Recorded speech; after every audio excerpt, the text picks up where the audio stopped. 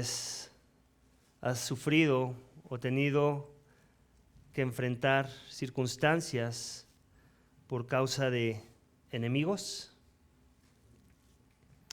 O lo que es peor, has tenido que sufrir o padecer dolor por causa de amigos que te traicionan. Esos son tipos de experiencias que queremos evitar a toda costa en nuestras vidas, ¿cierto? El ataque de enemigos, la hostilidad de otros. Y lo que más creo que quisiéramos evitar a toda costa cuando se trata de evitar el dolor en nuestras vidas es que sean amigos los que nos hacen daño. Que sean amigos o aquellos que en un tiempo mostraron ser nuestros amigos, los que nos atacan, los que nos injurian, los que hacen cosas que traen dolor a nuestras vidas. Eso siempre es algo que no queremos ni pensarlo, ¿cierto? Cuando hacemos un amigo, lo último que queremos pensar es que esa persona con la que tal vez estamos haciendo clic, que estamos conectando muy bien, que tenemos mucho en común, mucha química. Lo último que queremos pensar es que esa persona con la que nos sentimos tan bien, tal vez, cuando estamos en su presencia, un día vamos a estar tal vez corriendo de ella. Tal vez vamos a estar a la defensiva con ella. Tal vez vamos a sentir dolor profundo por sus palabras, por sus acciones, por causa de que las cosas ya no son igual desde su perspectiva de la persona. Y nos sentimos traicionados, ¿cierto? La traición creo que es parte de la experiencia humana. Y Dios no está ajeno a esa realidad y es por eso que nos da salmos de lamento. Y seguimos en la serie de salmos de lamento. Y muchos de ellos traen esos tintes de la traición que viene implícita en la persecución o en el dolor o la aflicción que podemos ver en la vida del salmista. En particular, hoy, Salmo 54 que acabamos de leer, es uno de esos salmos que trae un tono muy profundo en esa dirección con respecto a la traición. Tal vez a primera vista no se puede ver cuando leemos versículo 1 y es por eso que hay que leer el contexto del salmo. El contexto de un texto nos va a dar el significado de ese texto o nos va a ayudar a encontrarlo, vamos. No nos lo va a dar, pero nos va a ayudar a encontrarlo. Nos va a ayudar a tener certeza de hacia dónde vamos con respecto a las palabras que encontremos en ese salmo. Y el contexto que nos da el mismo salmo, iglesia, tiene que ver con esta idea de la traición. Vamos a leerlo. Salmo 54 no inicia en versículo 1, inicia en el título de ese salmo. Y dice, para el director del coro, con instrumentos de cuerda, másquil de David. Cuando los cifeos vinieron y dijeron a Saúl, ¿no está David escondido entre nosotros? Ese es el contexto. Este es David que Dios ocupó para inspirar este salmo. David que estaba en huida por causa de la persecución que el rey Saúl tenía en su contra, que quería eliminarlo de la faz de la tierra. Y obviamente estaba usando toda su influencia como rey de Israel para hacerlo. De forma que David, lo vimos también la semana pasada, huía con hombres, ¿cierto? David estaba en huida y obviamente estaba tratando de ver con quién se podía apoyar. Vimos que se apoyó con uno de los sacerdotes. ¿Y qué le pasó al sacerdote y a su descendencia? Todos murieron, ¿cierto? Con excepción de uno que David adoptó, algo así como su hijo. Y aquí seguimos viendo que está en ese mismo contexto de la persecución, está la hostilidad del rey en contra de David, el siervo de Dios. Y no solamente es la hostilidad del rey, podemos ver que aquí se agregan otros personajes como los cifeos que vinieron a Saúl. ¿Con qué vinieron? Con el chisme, como diríamos por ahí.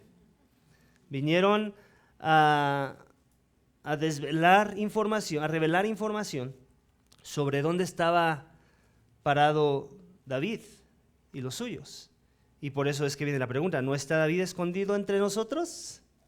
¿Cuál es la respuesta obvia a esa pregunta? Es una pregunta retórica que ya tiene su respuesta implícita. ¿Qué conclusión tendría que haber llegado Saúl al escuchar esa pregunta? Con que ahí está el condenado, ¿cierto? con que es allá donde tengo que enviar a mis ejércitos, con que es ahí donde me lo voy a encontrar y voy a hacer de las mías. ¿Quiénes son estos cifeos? ¿No son filisteos? ¿No son amorreos como Dog, el amorreo que vimos que trajo palabra también a Saúl? ¿No es gente foránea o extraña para David? Los cifeos son israelitas. Son gente de la tribu de Judá. Gente que en algún momento experimentó el favor de David cuando él libró una de las ciudades cercanas a ellos, de los filisteos precisamente. O sea, gente que en alguna forma tenían por alto estima a David, que de alguna forma lo veían como un amigo de ellos, y él viceversa, también los veía como sus amigos. Gente que de alguna forma compartía la misma identidad, de venir de la misma sangre, por decirlo así. ¿Okay? Gente cercana, de quien uno esperaría, me van a preservar, me van a ayudar a preservar la vida en medio de esta tormenta por causa del rey Saúl. Y vemos que no fue así. ¿Qué es lo que vemos? Traición. Uno esperaría ayuda de ellos al haber sido ayudados en el pasado, pero aquí lo que vemos es la traición, el engaño. Y entonces es desde ese corazón que David clama a Dios. Cuando tus enemigos te están rodeando y cuando tus propios amigos también te están rodeando, ¿cuál es el lugar al que vas a correr por ayuda entonces? Dios mismo. Dios, que es el único que nunca nos va a dar la espalda, que siempre va a estar ahí para socorrernos, para ayudarnos. Y de eso trata Salmo 54, iglesia. De confiar en el carácter de Dios ante la traición de amigos y ataques de enemigos. Ese es el título del mensaje de esta mañana. Confía en el carácter de Dios ante la traición de amigos y ataques de enemigos.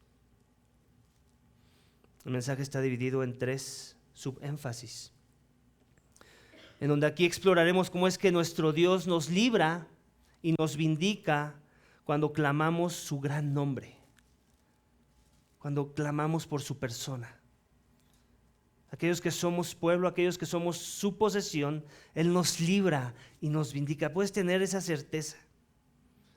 Y todo tiene que empezar con estar en ese estado de desesperación. Y ese va a ser el primer subénfasis de nuestro texto esta mañana, en versículos 1 al 3, nuestra desesperación por Dios.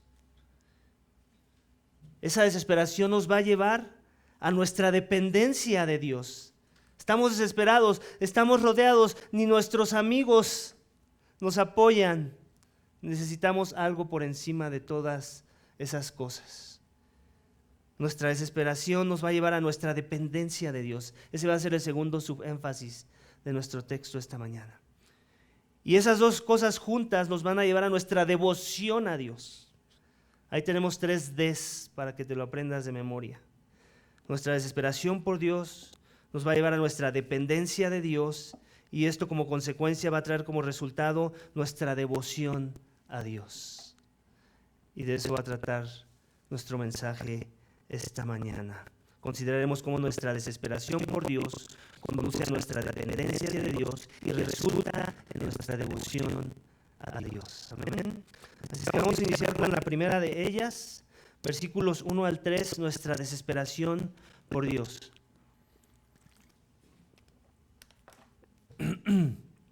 Y ya lo dijimos, ¿cierto? Todos en algún contexto u otro hemos padecido la traición de los enemigos, ¿cierto o no? ¿Hay alguien aquí sinceramente hablando? Levante su mano. No, yo nunca he sentido la traición de un amigo. ¿Una persona? ¿Nada más? 2, 3 personas nunca han sentido la traición de un amigo. Gloria a Dios, son de los afortunados. Todos los demás, si vieron, no levantaron la mano. ¿Qué quiere decir? Que en alguna medida u otra hemos experimentado ese tipo de dolor cuando un amigo te traiciona. ¿Ok? Y de entrada quiero aclarar que la traición puede venir en muchas formas. No, a veces viene de manera sutil. A veces viene de manera casi con una carta de declaración de guerra, ¿cierto? Y dependiendo del contexto y de los enemigos o de esos amigos que después se vuelven nuestros enemigos, pues es que va a funcionar de diferentes formas. Pero al final podríamos concluir en todas, al final del día, que hay traición o que se experimentó traición. Un ejemplo a manera de discipulado, y yo sé que a muchos no les va a gustar, sobre todo aquellos que son miembros, pero para eso es el púlpito, ¿cierto? Para discipular a los miembros. Uno de ellos es cuando hacemos un pacto de membresía.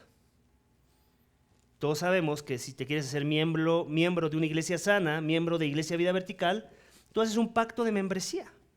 Y lo que nos juramos en ese pacto es lealtad. Lealtad primeramente a Cristo, pero también lealtad de los unos a los otros, en donde nos comprometemos a vivir las implicaciones de haber creído el evangelio que decimos creer juntos. De forma que cuando nosotros estamos desviándonos de ese compromiso, cuando nosotros nos apartamos o desechamos las implicaciones del pacto que hemos dicho íbamos a cumplir junto con otros, esa es una forma de traición. ¿Estás de acuerdo conmigo? Todos hemos hecho un pacto de lealtad de los unos con los otros delante de Dios, para gloria de Dios, y cuando uno entre nosotros se aparta por no querer cumplir el compromiso de ese pacto, es algo así como un traidor. O entonces, ¿cómo le vamos a llamar a eso si no es eso? Alguien explíqueme. ¿Tienes una mejor definición? ¿Una más suave que no incomode a nadie? No, incomoda, ¿cierto? Incomoda. No queremos pensar en una persona que se va y se aparta de un pacto de membresía como un traidor, pero si se va en malos términos, si se va porque no quiere cumplir los términos y condiciones de ese pacto, entonces, ¿qué es? O ayúdenme. Igual y me equivoqué en la definición, igual hay algo más acertado. Traición. Desertor, traición, claro. Gracias, por ahí alguien dijo desertor, pero al final se dan cuenta cómo las dos palabras van juntas. De eso estamos hablando, iglesia. O sea, la traición puede venir en muchas formas, ya lo dijimos. Ese es solo un ejemplo. Podemos dar muchos otros ejemplos. En el matrimonio, cuando alguien hizo un pacto matrimonial y uno de los dos rompe la fidelidad de ese pacto, ¿cómo le llamamos a ese? Traidor también. Que no nos dé miedo la palabra, traidor. Que no nos dé miedo. Para eso están estos salmos, para que seamos consolados en medio de la traición. ¿Amén? ¿Estamos siendo discipulados aquí? ¿O nos estamos resistiendo a esa verdad? Si te estás resistiendo a esa verdad, yo oro por tu corazón, ¿sabes? Porque quiere decir que no quieres madurar en las verdades de la palabra de Dios. Que te da miedo crecer en estas direcciones que la misma palabra de Dios nos enseña. Y que el contexto de vivir el evangelio nos muestra. Si tú lees las cartas de Pablo, si lees tu Biblia, tú vas a encontrar que su vida estaba plagada de traición. Si tú ves a nuestro Señor Jesucristo y a los 12 con los que caminaba, vas a ver que su estadística de traición pues era alta, si consideras que nada más eran 12. Bueno, aparte de todos los demás que lo seguían y lo querían hacer rey, cuando entró a Jerusalén y después los mismos gritaron, crucifícalo, ¿cierto? Pero nada más por poner a los 12 como ejemplo. Entonces te das cuenta cuando alguien se aparta de una comunidad, cuando Judas se apartó de la comunidad de los 12, él se convierte en un traidor. Y es tan simple como eso, no necesitamos ser grandes teólogos para llegar a esas simples conclusiones, ¿cierto? Y eso es lo que vemos aquí, eso es algo que tenemos que entender. Nuestra desesperación por Dios viene como consecuencia de los ataques de las personas. Y la esperanza es que ese siempre va a ser el lugar al que te va a llevar la traición de las personas. No a la venganza, sino al clamor por Dios en búsqueda de su ayuda. Y eso es lo que quiero que veamos en el primer subénfasis, que nuestra desesperación primero tiene que ver con la razón, más que con la petición. Veamos la razón en versículo 3. Dice, versículo 3, Salmo 54. Dice, porque extraños se han levantado contra mí y hombres violentos buscan mi vida. No han puesto a Dios delante de sí. ¿Te das cuenta? Yo te acabo de decir en la introducción, el texto nos lo dice, que ¿quiénes son los que traicionaron a David? Los ifeos. No son ningún extraño desde una perspectiva relacional. Pero Él los llama extraños. ¿Por qué será? Porque ya no caminan en la misma línea. ¿Te das cuenta? Porque ya sus convicciones son diferentes. Porque su forma de ver a Dios, su gloria, su santidad es distinta. Y ante los ojos de David son extraños que se han levantado en contra de él. No gente que alguna vez fueron sus amigos. ¿Te das cuenta? El lenguaje es fuerte. Extraños se han levantado contra mí. Hombres violentos buscan mi vida. No han puesto a Dios delante de sí. En otras palabras, yo sí he puesto a Dios delante de mí, está diciendo David. Ellos no. Ellos piensan que sirven a Dios y sus propósitos. Yo pienso que no es así. ¿Te das cuenta? Es cuando decimos creer en Dios, suena muy bien, como que todos convergemos aquí. Si tú y yo salimos ahorita a la calle y hacemos una encuesta, vamos a encontrar y nos vamos a sorprender que muchos todavía creen en Dios, ¿cierto? Pero cuando empecemos a hacer preguntas sobre quién es Dios para ti, si Él es soberano, si Él ama lo suficiente como para odiar, entonces vamos a empezar a encontrar discrepancias. ¿Y sabes a qué conclusión vamos a tener que llegar tú y yo? De que ellos no han puesto a Dios delante de sí. Porque el Dios que nosotros hemos creído, con base a la revelación específica en este libro, no se va a alinear a las posturas que vamos a encontrar allá afuera. Y ahora ese ejemplo trasládalo a la iglesia también. No cualquiera que se dice ser creyente entre nosotros es un verdadero creyente. ¿Qué es lo que va a determinar la verdad de esa realidad o no? Mismo ejemplo, iglesia, mismo ejemplo. Háblame de tu Dios. ¿Quién es Dios para ti? ¿Qué hay de su soberanía? ¿Qué hay de su amor? ¿Qué hay de su ira? ¿Son esos términos que tú usas para definir a tu Dios, su carácter? Él clama por su carácter. Esa es la petición, ¿te das cuenta? La petición es versículo 1 y 2. Vamos a leerlos nuevamente. Sálvame, oh Dios, por tu nombre. Cuando vemos ese término en la Biblia, están apelando a su carácter. El nombre de Dios está atado a su carácter. Cuando un judío promedio piensa en el nombre de Dios, no está pensando en a ver si estoy diciendo el nombre correcto, a ver si no me estoy equivocando al escribirlo. Está pensando en su carácter. Esa es la cosmovisión del judío. Nombre de Dios igual a carácter. Está apelando a su carácter, lo que conoce de quién es Dios. Y así también nosotros. Para que obtengamos la ayuda que necesitamos de Dios, adivina qué tenemos que conocer primero: su nombre. Esto es, su carácter, sus atributos, lo que Él es, lo que Él ha hecho, lo que Él ha prometido y lo que nos ha mandado a hacer. Todo eso engloba esta misma idea del nombre de Dios y está clamando solo a Él. Sálvame, oh Dios, por tu nombre, por tu carácter. Hazme justicia con tu poder. ¿Te das cuenta? No con mi poder, no con el poder de otros, con tu poder. Estoy desamparado, estoy desahuciado, el rey me persigue, mis enemigos me persiguen, mis amigos también me persiguen, por lo que veo. ¿Quién me queda sino tú, Dios? Presta oído a las palabras de mi boca.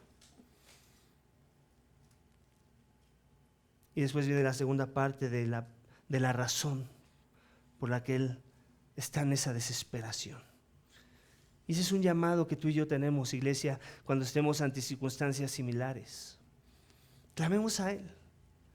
Él nos va a traer consuelo, Él no nos va a defraudar, Él no nos va a desamparar. Apelemos a su nombre, a su carácter. Conozcámosle para que no tengamos expectativas no realistas de Él. Porque muchas veces esas expectativas no realistas es: ¿por qué no ha respondido Dios? No me ha sacado del apuro.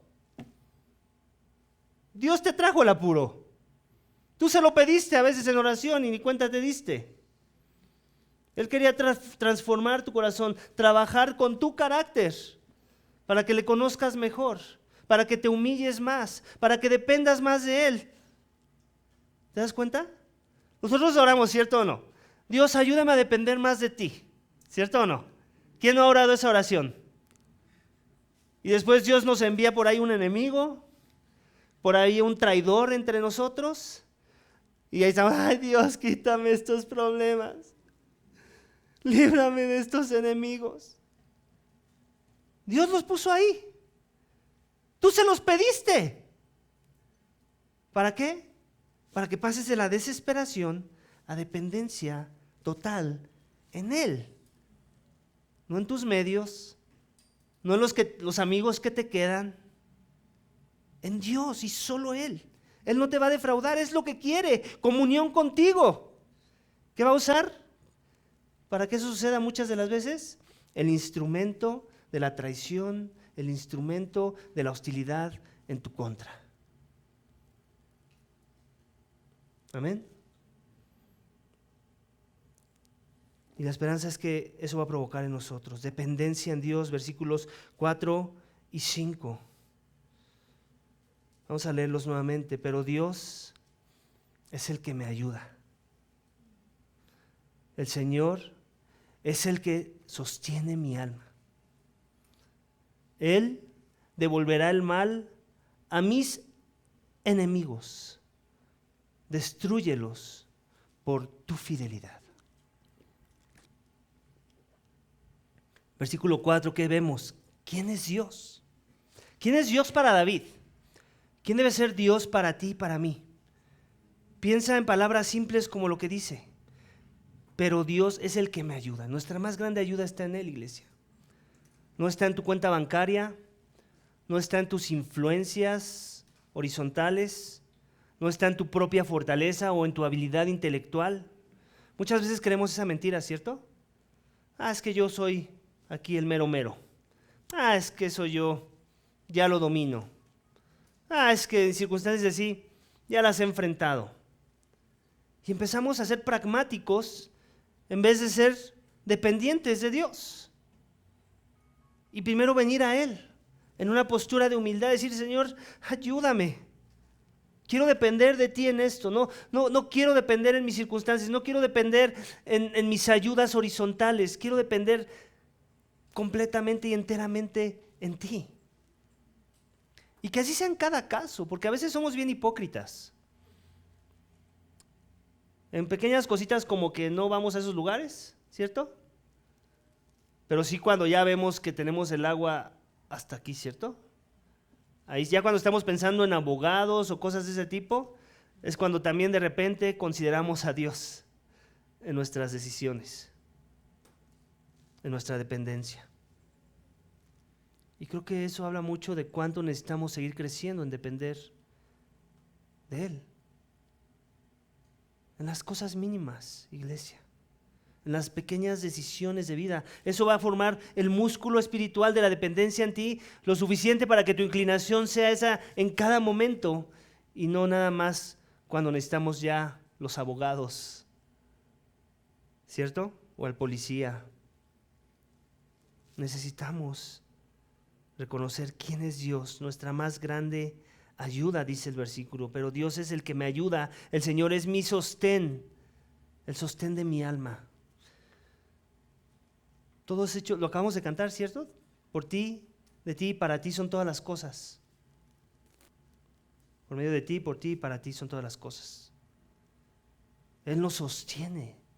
Colosenses dice que Él nos sostiene con la palabra de su poder. Si tú respiras esta mañana, si yo respiro esta mañana, es porque algo nos sostiene y no eres tú mismo, no son tus pulmones, no es el aire de la atmósfera, es Dios. Es Dios que sostiene el aire, es Dios que da vida a tu corazón, que sostiene la sangre, que alimenta el oxígeno, que alimenta todo tu cuerpo, incluyendo tus pulmones. ¿Te das cuenta? Es a ese nivel que tenemos que ver nuestra dependencia en Dios, no en nuestras circunstancias. ¿Quién es Dios? Lo tenemos que tener muy en claro, para que entonces después podamos entender qué es lo que va a hacer. Versículo 5, Él devolverá el mal a mis enemigos. Y luego vemos que dice David, destrúyelos por tu fidelidad. Uy, palabras fuertes de David. ¿Acaso David no era un filistino ahí incircunciso cuando hizo esta declaración? ¿Era un inconverso? ¿Ustedes qué creen? ¿Que no conocía a Dios? Y por eso hizo esta declaración de la segunda parte del versículo 5, destrúyelos por tu fidelidad. Conocía a Dios, conocía su carácter, conocía su nombre, sabía que Dios era fiel y que Él iba a hacer justicia a su fidelidad y que lo que corresponde cuando hay aquellos que ya dijo que no han puesto a Dios delante de Él, ¿qué es lo que uno debería esperar de Dios? Su destrucción. No es su deseo de su persona, está diciendo, tiene que ver contigo, Dios, tiene que ver con tu carácter. Si tú dices que eres fiel, tú los vas a destruir. Aquí no está hablando de que no se puedan arrepentir. Aquí simplemente está hablando de la verdad de que Dios va a hacer justicia a su fidelidad. Y que cuando no hay arrepentimiento, lo que uno debe esperar de parte de Dios con respecto a su carácter fiel es que destruya a sus enemigos. Porque aquí al final del día, David entiende que ni siquiera es que son los enemigos de David, primeramente. Primeramente son enemigos ¿de quién? De Dios, a quien han rechazado, a quien no han puesto delante de sus ojos. Ese es otro aspecto en el que tenemos que también que crecer como iglesia. Si la traición se ha acentuado en mi vida más que en cualquier otra etapa de mi vida, es desde que empecé a caminar con Cristo. Y se acentuó aún más cuando Dios me hizo el llamado y empecé a pastorear almas. Y por la gracia de Dios, creo que no hay amargura en mi corazón en medio de esa traición. ¿Y sabes qué es lo que me ayuda? No tomármelo a pecho, no tomármelo personal. Simplemente decir, Dios, pues el problema es contigo. Contigo es la pelea. Yo simplemente soy algo así como la cara, el que tuvo que dar la cara, como cuando un embajador va a dar la cara representando a su país, al reino que lo envió. Pero el problema es con todo el país, o con el dictador o rey o presidente de ese país, más que con el embajador mismo, ¿cierto? No se toma personal las palabras. Así nosotros debemos ser, iglesia. ¿Alguien nos traiciona? ¿Algún enemigo nos quiere hacer daño por causa del evangelio?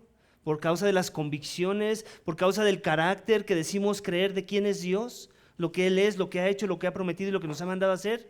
¿Alguien nos odia por esas convicciones? ¿Porque creemos esas verdades? ¿Porque estamos dispuestos a dar la vida por esas verdades? Pues ¿qué le vamos a hacer? Pidamos la ayuda a Dios. Que Él nos rescate, que Él nos consuele en medio de esa opresión.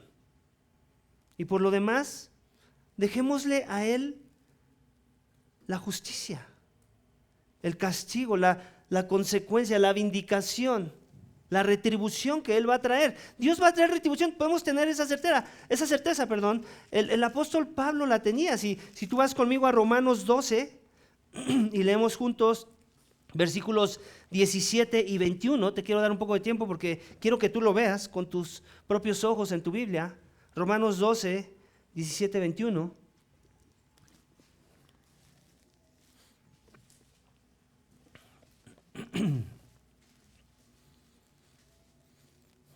Escucho hojas, lo siguen buscando. Cuando deje de escuchar hojas, por lo menos no tantas, voy a dar paso a la lectura. Que dice así, Romanos 12, 17, nunca paguen a nadie mal por mal. Respeten lo bueno delante de todos los hombres. Si es posible, en cuanto de ustedes dependa, estén en paz con todos los hombres. Amados, nunca tomen venganza ustedes mismos, sino den lugar a la ira de Dios. Porque escrito esté, a mí es la venganza, yo pagaré, dice el Señor.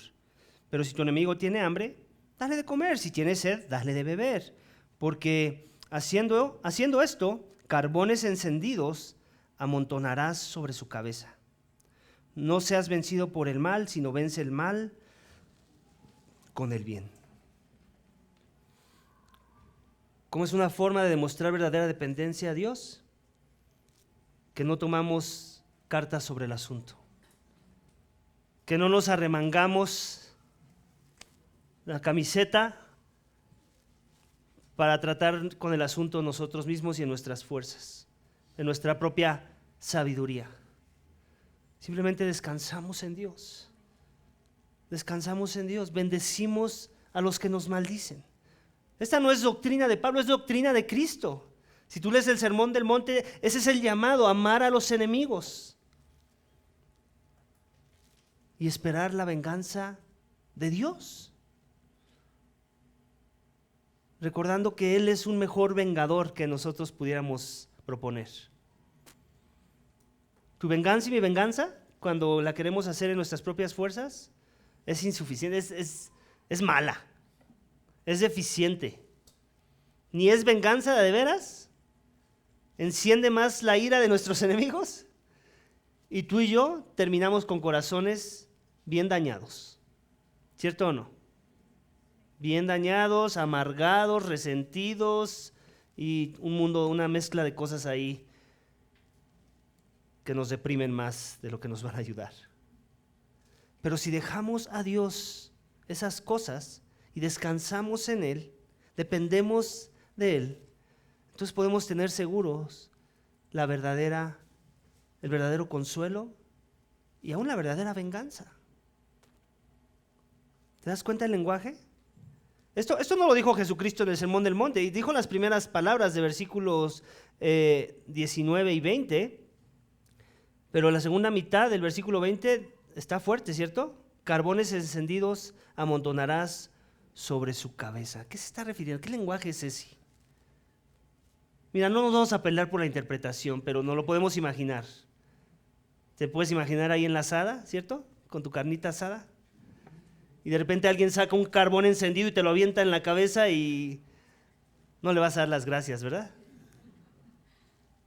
Te va a incomodar, te va a hacer enojar y te va a lastimar, tal vez quemar.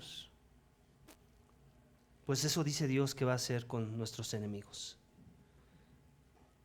Que dejemos que Él sea el que trate con ellos y nosotros descansar en Él, dependientes de Él, sin tomarnos nada personal, más bien orando por aquellos que se van y que se van mal, muchas veces de las iglesias. En nuestra última reunión de miembros hicimos ese ejercicio, ¿recuerdan, miembros? Cuando alguien se va mal de una iglesia, ¿cuáles eran las razones? ¿Recuerdan? Eran pocas, eran como 5, cuando alguien se va bien, eran como 5 buenas razones. Todo lo demás fuera de esas buenas razones, si se nos pudo haber ido alguna, vamos a poner 6, por aquella que se nos fue. Todo lo demás fuera de esas 6 es que alguien se está yendo en malos términos, como un enemigo. Por eso es que siempre vamos a hacer la invitación a que se hagan miembros, pero siempre tómala con mucha cautela. Porque la expectativa que tenemos de ti, aquellos que aún no son miembros, es que quieras vivir las implicaciones del pacto de membresía al que te estás afiliando, con la esperanza de que lo vas a querer vivir porque ves que es bueno, porque no encuentras nada de malo en él, pero con la tristeza de que puedas ser uno más en la lista de los que se van y que estaban entre nosotros, pero salieron para que se comprobara que no eran de nosotros. Palabras que a muchos predicadores les da miedo pronunciar. ¿Por qué les da miedo pronunciar? Porque para mí les falta fe de creer esas verdades que la palabra misma nos da, para que las usemos y nos consolemos. Y aún no sintamos ningún remordimiento de las cosas que nosotros hicimos bien en el proceso de que otros se fueran. ¿Cierto? Tenemos que tener convicciones de todo. Amén. Entonces nuestra dependencia debe estar en Dios, tenemos que saber quién es Él y lo que Él va a hacer. Él es nuestro vengador, no tenemos que preocuparnos por esas cosas, ni perdamos el tiempo. Hay cosas más importantes en las que nos tenemos que enfocar que en pensar cómo vengarnos de nuestros enemigos. Amén, iglesia. Y por último, nuestra desesperación que nos va a llevar a dependencia a Dios nos tiene que llevar a nuestra devoción a Dios. Eso tiene que ver con la última parte de este salmo, versículos 6 y 7. Nuestra devoción a Dios. Y en ese proceso de mostrar verdadera devoción a Dios como consecuencia de que entramos en un estado de desesperación y eso nos trajo a la dependencia total en Él, es que, ¿qué hacemos? Esto es lo que hacemos, versículo 6. Voluntariamente sacrificaré a ti, alabaré tu nombre, oh Dios, oh Señor, porque es bueno. ¿Te das cuenta? El cristiano no se enfoca en ver cómo es que van a caer los enemigos, cómo es que van a caer los traidores de la fe. Ese no es nuestro enfoque. Nuestro enfoque sigue siendo en la adoración a Dios. Eso es parte de lo que nos va a sostener. Enfocarnos en las cosas que son de primera importancia, enfocarnos en los medios de gracia. No en tratar de resolver un problema, no en tratar de resolver un asunto. Eso lo resuelve Dios, de eso se encarga Dios. Él a veces nos va a dar resolución, a veces no, en esta tierra. Y tenemos que estar contentos con la idea de que nos la dé o no nos la dé. Tenemos que enfocarnos en Él. Nuestra devoción, nuestra dependencia nos tiene que llevar a esa devoción de que tenemos que hacer cosas mientras seguimos avanzando en la fe, mientras nuestros corazones siguen siendo sanados. Muchas veces la tentación es esa. Tengo enemigos, los traidores los tengo bien recientes, y entonces ¿qué hacemos? Nos apartamos de la iglesia. Nos apartamos de los medios de gracia que Dios nos ha dado para que podamos perseverar y ser sanados. Dios no quiere eso. A mí me han hecho comentarios, aún miembros entre nosotros, de que parece que las cosas van muy mal porque se están yendo muchos. ¿De veras? ¿No hemos pasado lo suficiente como para que ya no te caiga como sorpresa que se van a seguir yendo muchos? ¿Aún no has entendido que mientras prediquemos la sana doctrina, mientras prediquemos la centralidad del Evangelio y la gloria de Cristo y la sumisión a su palabra, se van a seguir yendo muchos? ¿No has entendido eso? ¿No te ha quedado claro después de 7 años que somos como iglesia? Que esa no es la marca de una mala iglesia, que se vayan muchos. Más bien examina por qué se están yendo. Ve al origen. Si las razones por las que se están yendo es porque no quieren caminar con Dios, porque no han puesto a Dios delante de sí, entonces celebra que se vayan las personas. No te entristezcas, no te apachurres. No somos un club social, iglesia. Nos tiene que quedar claro. Sí, tenemos una membresía formal, pero eso no nos hace un club social. Eso lo único que hace es que estamos diciendo, quiero el compromiso, quiero someterme al señorío, quiero vivir la incomodidad de las implicaciones del Evangelio en mi vida, quiero que me estorbes, quiero que te metas en mi vida. ¿Por qué? Porque quiero vivir para Cristo, porque quiero morir al pecado, porque quiero buscar la santidad sin la cual nadie verá al Señor. Eso es lo que significa vivir el Evangelio. Eso es lo que significa hacer un pacto de membresía. Y cuando los que dicen querer vivir este pacto se van, no me entristezco cuando me entero de que la razón por la que se van es porque no han puesto a Dios delante de ellos. Sino, si se puede, con prudencia y humildad, lo celebro. No como una forma de venganza, sino tal vez en mi interior de corazón. Decir, gracias Dios. Porque si tú te los llevas, es porque seguramente estaban estorbando en el proceso de la santidad de tu pueblo. Es porque tal vez estaban siendo una influencia negativa en la forma y el ejemplo en la que estaban viviendo las implicaciones del Evangelio que decían haber creído. Gracias Dios, porque estás podando el árbol. Tú hablas en tu escritura de que tú podas el árbol y que la razón por la que lo haces es porque quieres un árbol sano. La razón por la que lo haces es porque un poco de levadura leuda toda la masa. Y tú quieres limpiar a tu pueblo. Somos iglesia, no el Costco, no el Sam's Club, no el Smart Fit, no ninguna otra membresía del mundo que se centra en el hombre. Somos la iglesia de Cristo y tiene una centralidad en Cristo, para gloria de Cristo y que beneficia al hombre. Amén. Entonces tenemos que ser devotos a Dios, iglesia, mientras esas cosas pasan. Esas cosas no nos pueden distraer. Tenemos que seguir ofreciendo sacrificio a Dios, y no en el contexto que lo hacía David, no en un lugar específico, no en un templo, no matando animalitos. Corazones contritos y humillados. Cuerpos entregados al Señor, mentes entregadas al Señor, devociones dando prioridad al Señor y a los caminos del Señor. Donde en verdad eso que decimos creer o decimos estar haciendo, de haber puesto a Dios delante de Él, se note, delante de nosotros, se note en las formas en las que vivimos nuestras vidas, en las prioridades que damos a nuestra agenda de vida, en las prioridades que damos a la semana. ¿Se dan cuenta? Eso es lo que significa poner a Dios delante de nosotros. ¿Qué hacemos? Vivimos en devoción voluntaria a Dios. ¿Se das cuenta? Voluntario, sin que me tengan que estar diciendo, oye, ¿por qué no viniste a la reunión de mujeres? ¿De veras es necesario eso, iglesia? ¿De veras es necesario? ¿Ese es el trabajo de un pastor? Tener que estar recordando cosas simples como la agenda que deberías estar poniendo como prioridad en tu semana. ¿Por qué no viniste a la reunión de hombres? ¿De veras? ¿No crees que ya es suficiente trabajo las otras cosas que hay que coordinar como para que ahora tengamos que tener una charla de por qué no vienes? ¿De por qué no estás aquí cuando tú dijiste que querías estar con nosotros y por eso hiciste un pacto de membresía? Tú lo dijiste, nadie te obligó, nadie te puso una pistola. Tú lo dijiste. Lo mismo con respecto a la oración, lo mismo con respecto a cada uno de los medios de gracia que Dios ha permitido en esta iglesia. Y que creemos que son suficientes, por cierto.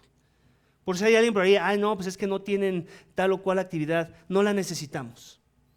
Si un día la tenemos, Dios nos lo mostrará, y es porque tenemos los medios y las personas y todo para tener esa actividad extra. Pero la realidad es esta, iglesia, que ya tenemos actividades de más. Si lo quieres poner en esas palabras. No queremos añadir una más. Porque creemos y tenemos fe de que lo que ya tenemos es suficiente.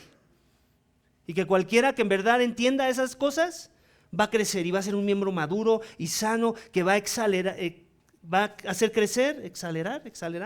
Quería usar una palabra que ahorita no me acuerdo, pero va a hacer crecer a la iglesia. Los va a ayudar a madurar, los va a ayudar a perseverar en la fe. Es que está en inglés, accelerate. Ese fue mi error. En fin, ¿me entiendes? Me estoy dando a entender. Es suficiente.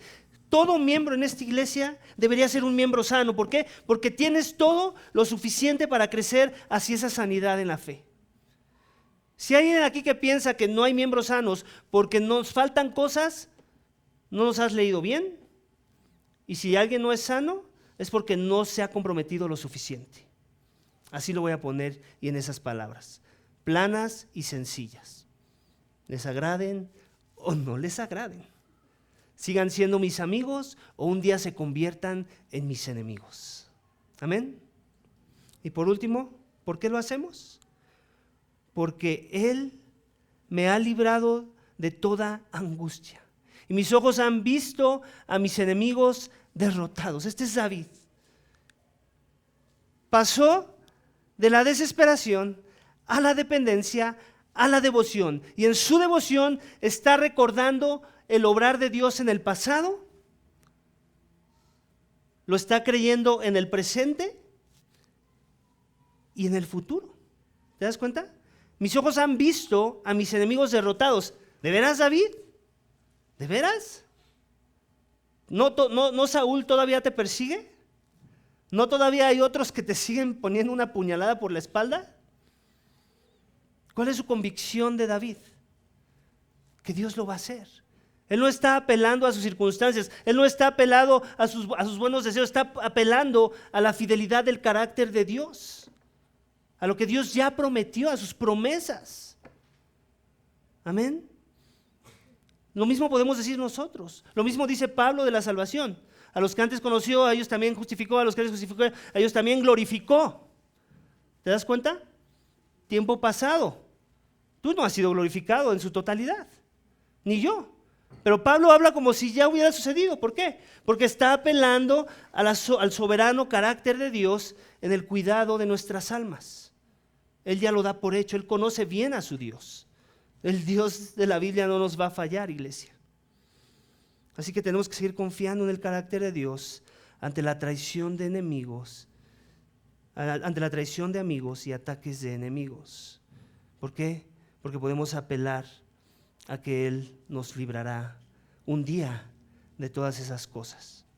Tal vez no en esta tierra, tal vez sí de algunos de ellos, pero en su totalidad podemos tener la certeza y la garantía de que va a ser cuando Cristo regrese.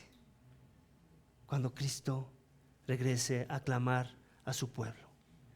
Y esa es la invitación también esta mañana. Si aún no eres de Cristo, si aún vives como un traidor a tu Creador y no te has sometido a su señorío, entonces ven a Él. Todos éramos traidores, ¿cierto? Algunos de nosotros lo hemos entendido y nos hemos humillado delante de Él y reconocido que hemos vivido vidas apartadas de Dios, donde Dios no estaba delante de nosotros en la forma en la que vivíamos, en la forma en la que pensábamos y en la forma en la que tratábamos a los demás. Tal vez ese eres tú esta mañana. Tal vez reconoces que tú no te has sometido al señorío de Cristo y que necesitas someterte a ese señorío. Y tal vez Dios te está dando la oportunidad esta mañana para que cambies tu postura de traidor a hijo, de traidor a amigo de Dios.